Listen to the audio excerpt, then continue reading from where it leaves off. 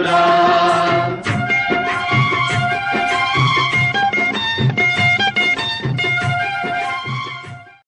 మిత్రులారా, ఈ తరానికి తెలియని ఒక అన్సంగ్ హీరో, విరోచిత ప్రజానాయకుడు హసన్ నాజీర్ గురించిన సమాచారం ఈ వీడియోలో తెలుసుకుందాం.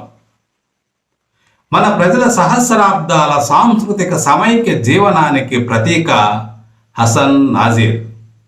ఆయన కవి కాదు, రచయిత కాదు.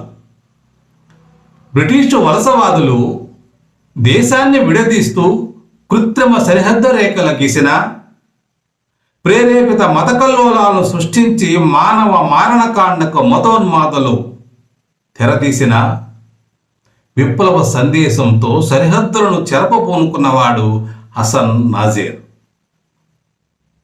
భారతదేశంలో హైదరాబాద్ దక్కన్లో కోటికి దగ్గరలోని బ్యాంక్ స్ట్రీట్లో జన్మించిన హసన్ నాజీర్ కార్మికోద్యమ నాయకుడుగా ఎదిగి తర్వాత కాలంలో పాకిస్తాన్ వెళ్ళి అక్కడ కార్మికోద్యమాన్ని, కమ్యూనిస్టు పార్టీ ఉద్యమాన్ని, పార్టీని బలోపేతం చేసే క్రమంలో మత దురహంకారుల హత్యాకాండకు గురై బలైన వాడు హసన్ నాజీర్. ఆగస్టు 2వ తేదీ 1928న వీరు జన్మించారు. 1960 నవంబర్ 13న పాకిస్తాన్లో హత్య చేయబడ్డాడు. అతను జీవించిన కాలం కేవలం 32 సంవత్సరాలు మాత్రమే. ఆ చిన్న వయసులోనే అతను అశేష ప్రజానీకం యొక్క గౌరవ అభిమానాలు, ప్రేమాభిమానాలు చూరగొనగలిగినటువంటి మహోన్నత నాయకుడుగా ప్రజల హృదయాలలో నిలిచిపోయాడు. దేశ విభజన సమయంలో కొంతమంది ఉన్నతాధికారులు, మరికొంతమంది సంపన్నులు పాకిస్తాన్ వెళ్ళి అక్కడ స్థిరపడాలని అనుకున్నారు స్వచ్ఛందంగా. అదే సమయంలో హసన్ నాజీర్ కూడా అక్కడికి వెళ్ళాలనుకున్నాడు. తన ఆస్తులు అమ్ముకోవడానికో, అక్కడికి వెళ్ళి స్థిరపడి ఉన్నతంగా ఎదగడానికో, ఆస్తులు కూడబెట్టుకోవడానికో, పెట్టుబడులు పెట్టి వ్యాపారం చేయడానికో కాదు. తెలంగాణ పోరాటం యొక్క స్ఫూర్తిని పాకిస్తాన్లోని సింధు ప్రాంతంలోని రైతుల్లో చైతన్యం కలిగించి అక్కడ కూడా పోరాటాన్ని నిర్మించడం కోసం అక్కడికి వెళ్ళాలనుకున్నాడు హసన్ నాజీర్. కవి, ప్రజానాయకుడు, మగ్దూ మొహిద్దీన్ అంటే ఎంతో ఇష్టపడేవాడు. అతన్ని తెలంగాణ ముద్దుబిడ్డగా అనేక సందర్భాల్లో చెప్పేవాడు హసన్ నాజీర్. నాజీర్ పూర్వీకులు ఉత్తరప్రదేశ్లోని ఎటవా ప్రాంతం నుంచి హైదరాబాద్కి వలస వచ్చారు. అతని తల్లి తరపు వారు అక్కడ సుబేదారులు. నాజీర్ నాన్నమ్మ ఒక ఇరానియన్, విద్యావంతురాలు, గొప్ప వ్యక్తిత్వం గల స్త్రీ. ఆమె ఆ రోజుల్లోనే మహిళలందరినీ కూడదీసి బాలికల కోసం పాఠశాలలను నిర్మించి ఏర్పాట్లు చేసింది. ఆమెకు ఉర్దూతో పాటు అనేక భాషలలో ప్రవేశం ఉంది.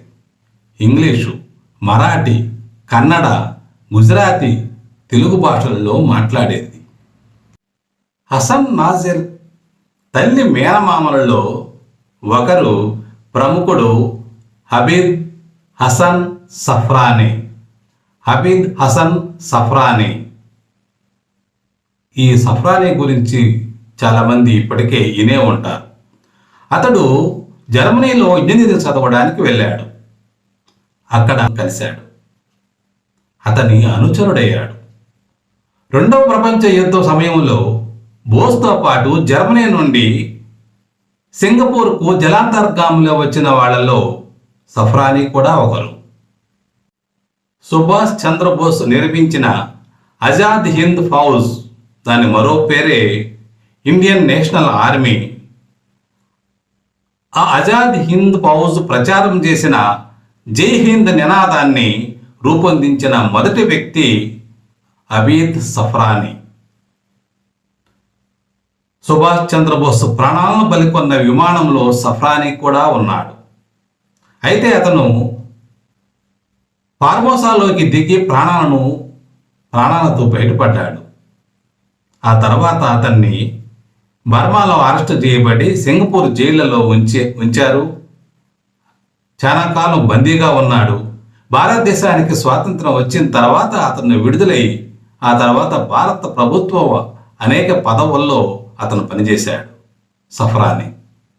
ఈ కుటుంబ నేపథ్యం నుంచి వచ్చిన హసన్ నాజీర్ 1946లో హైదరాబాదులో వచ్చిన విద్యార్థి ఉద్యమంలో చాలా చురుకైన పాత్ర నిర్వహించాడు.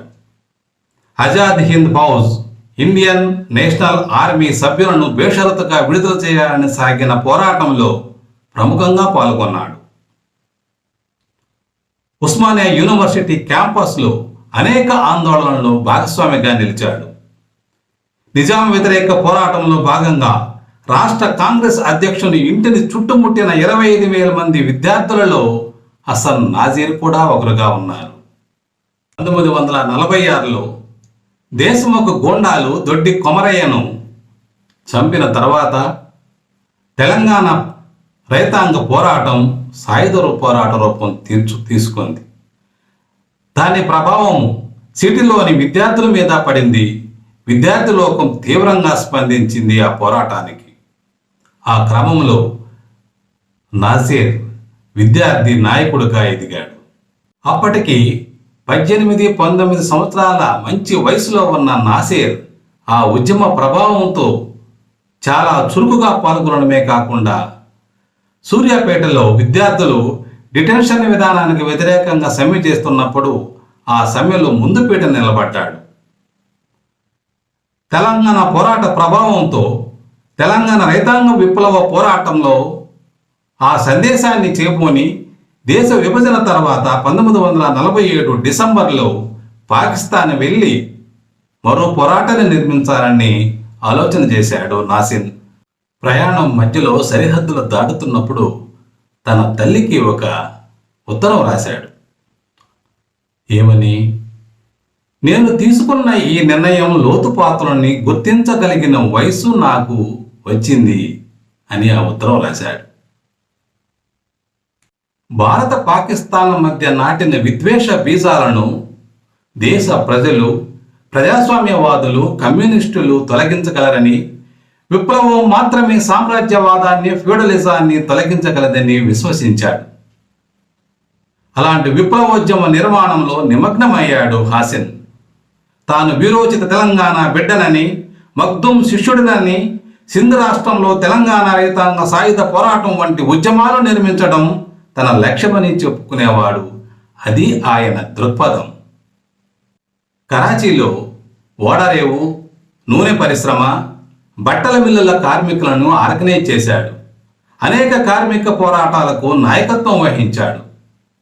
సింధ్ రాష్ట్రంలోని హరీత్ జాతి ప్రజలు మమేకమై భూమి కోసం వారు సాగిస్తున్న పోరాటంలో నిమగ్నమయ్యారు.